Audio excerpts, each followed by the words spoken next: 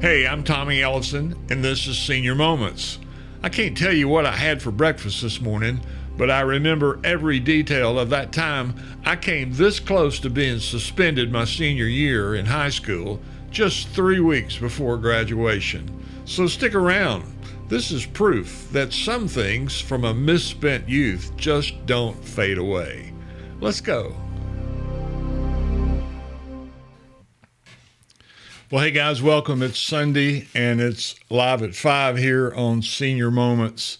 And how'd you like that magic trick? I went from one colored shirt to this colored shirt, like presto, changeo. Thank you for the magic of pre-recorded videos. So anyway, today's Senior Moment is entitled Groups, Goats, and Grannies, and it'll all make perfect sense to you when it's over with. So we're going to get on with it right now. We're 5:01. Let's go. You know, I traveled a lot, and I remember Delta used to have an old slogan on their radio and television ads. It was something like this. They would say, "Delta is ready when you are." Yeah, Delta's ready when you are. But I've always wondered why they didn't leave when you got there. Did you have the same problem? By the way, if you'd like to leave a comment, please do. I'm on YouTube and Facebook, and we'll look forward to seeing you comment back. And let me know where you're from today, where you're looking at us from. So anyway, I wanted to share a few early memories of flying on Delta. You know, back when I first started using Delta as a kind of a go-to airline, I was on their, frequent flyer program. And when you got ready to board the plane, it was always, it was first class, and then there was everybody else. And of course, everybody else meant you were behind the curtains, kind of like the Holy of Holies in the temple, you couldn't go in there. But in this case, they put us all back behind that curtain. And, Southern Airways used to run an ad, and I think it was a spoof. It was the people in, the other class, not first class, were, in there with the chickens and the goats and the crying babies.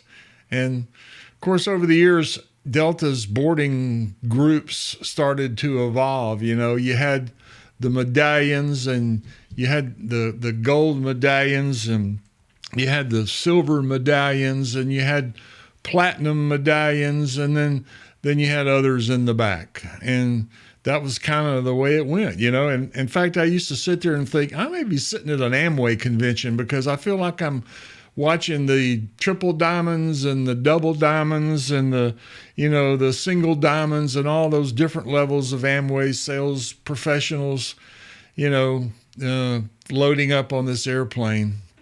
And, it was a kind of an interesting evening this particular night. I was coming from Atlanta, or coming through Atlanta, making a connection in Atlanta. As you know how that works. If you fly anywhere in the world, you, for some reason, go through Atlanta, or at least if you're in the South. And I was making a connection in Atlanta, and this goes back a ways, okay? Because this was back when the original Atlanta airport, was sitting there. It wasn't near as big as it was. In fact, this was prior to 1980, when the remodel and the middle field terminals were all built. And the airport used these ground level gates and what they called mobile. This vehicle is leaving the station. Please hold on. The next stop is Concourse B. The color-coded maps and signs in this vehicle match. That was when this was happening. This is when they used the shuttle buses out to the planes. And so you would go into the terminal, check your baggage, go down to the gate, and then they would call your flight number, and then you would walk down a set of stairs to the ground level, and you would get on a shuttle bus, much like what you see in these pictures that took you out to the planes themselves. And of course, once you got to the plane, you had to unload on the shuttle bus, making sure you were getting off on the right plane flight number, of course. If you didn't, you were in trouble. But anyway, you got off there, and then you would climb up on the plane, and they would start the boarding process onto the plane itself. And of course, it was sometime around 1980, I think, when Atlanta opened the now famous midfield terminal and the underground people mover systems and all that. And you saw the Cylon a moment ago. I always thought that guy was pretty cool. But anyway, he would say the doors were closing. Anyway, this goes back before then. This was before 1980. So you would, as I said, exit the terminal, go down the stairs, ride the bus across the tarmac, and they would stop at these various flights, and they would call your flight and your destination, and you would get off the bus, and you would, board the plane, take your seat. This has been some time ago, I know. Now, the planes all had single wings. These aren't biplanes we were loading onto back then. It wasn't that long ago. But anyway, this particular evening, it was dark. It was just about sunset when I got off of the shuttle bus, I got onto the shuttle bus from the tarmac, and I was, sitting or taking a seat, and there was an elderly lady on the shuttle bus with me. She was in the seat next to me because it was a crowded shuttle bus because you had multiple flights on there.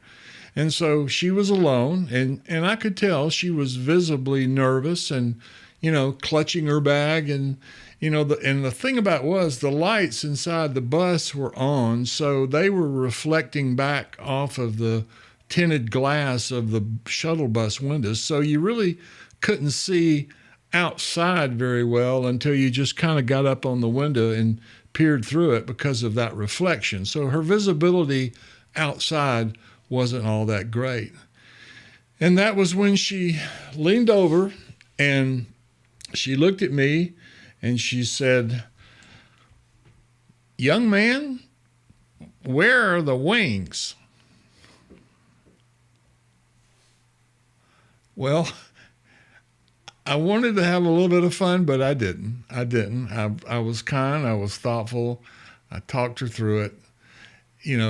But she thought she was already sitting on the plane and was very much concerned, as would I have been if I were in her position and thinking the way she was, that the plane had no wings. I mean, you describe your reaction, I tried to calm her nerves and, but the whole time I was holding in laughter because her confusion and her fear and, and eventually her relief was finally brought about. But, I always wanted to submit that story to Reader's Digest. There was a section in Reader's Digest called Life in These United States or something like that. And you could win $50 if your story was published. I always wanted to do that, but I never did, procrastinated. But as it turned out, a year or so later, the terminals were built. But it was, I guess, looking back in my senior moments, senior memories, kind of a sweet and funny reminder that travel wasn't always simple, I recollect on that story, and it reminded me of a story that I heard. I don't know if it was true or not. It could have been some urban legend, I guess, but supposedly it happened years ago, back before TSA and all of the tight security measures and the scrutiny that ticket purchases now we have to go through. But this preacher was getting ready to travel to a distant city, and he was going to fly, and it was the first time that he had ever flown. And so he was getting ready to go to the airport and walk up to the ticketing agent, and he was trying to buy a ticket. And so as he got to the ticket counter, he asked for the ticket, but the agent at the guest just sensed that he was extremely nervous and jittery. And she asked him if he was okay, and he appeared to be really, really nervous. And well, he told her, he said that he had never flown before. This was his first time on an airplane. So he was nervous. I remember my first time on an airplane. It was actually a turboprop. My grandmother took me to Houston to see her oldest daughter. But it was something that was, will shake you up that first time. And of course, this was the case for him as well. So she thought that, she would try to calm his nerves a little bit. But she noticed on his credit card that he had the word Reverend in front of his name, because he was the Reverend, John Doe, Joe Smith, whatever the name was. And so she smiled and she asked him, she said, why would you be so nervous? I mean, you're a man of the cloth. Doesn't the Bible say that God is always with you? And he smiled and looked at her and said, well, that's not exactly what the words were. What Jesus actually said was, lo, I'm with you always. I wish I had a microphone to drop. Low, like real low, I'm with. I hope I don't have to explain this to all of you. It just doesn't have the same effect if I have to explain it. But anyway, that's my senior memory for today. I hope you enjoyed it. I'll be back next week talking about a different memory of mine. I don't remember exactly what it is right now, but I have it written down somewhere. So I would appreciate you watching. And thanks once again for joining me on Senior Moments.